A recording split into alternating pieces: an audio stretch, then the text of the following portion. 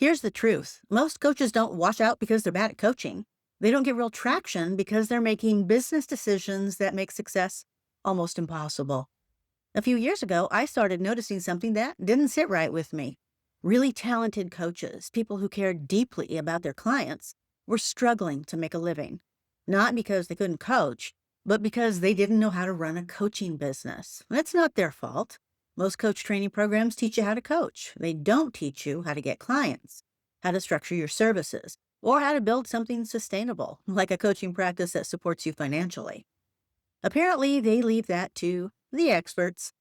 So what happens? You start out excited, you want to help people, you believe in coaching.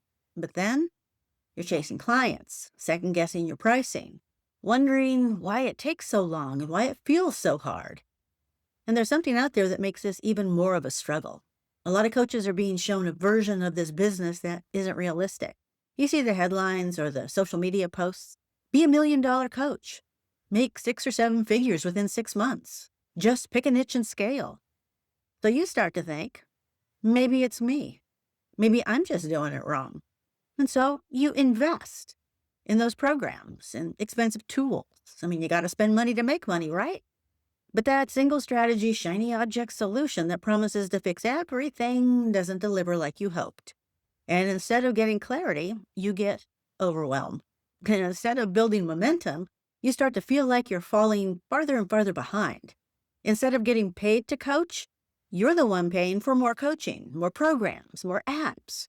Not because you can't do this, but because you've been given expectations and sold solutions that don't match how real coaching businesses actually work and how they grow. Some of these approaches can work when you're ready to scale and when you're ready to give up coaching to sell products, but they're not where most new coaches should start, especially if you actually want to coach. Now, I've seen this from both sides. I've been coaching for over 20 years. I've worked with hundreds of business owners, many of them coaches. I've also worked with people who had a bad experience with coaching because the new coach didn't yet have their act together and the business side wasn't solid, so it affected the client experience within the process. What a waste. It doesn't have to be like that. So if you're struggling right now, I want you to hear this clearly. You are not the problem. You've just been missing a few key pieces of business knowledge and practical strategies. And once those pieces are in place, everything starts to get easier. That's what we focus on around here.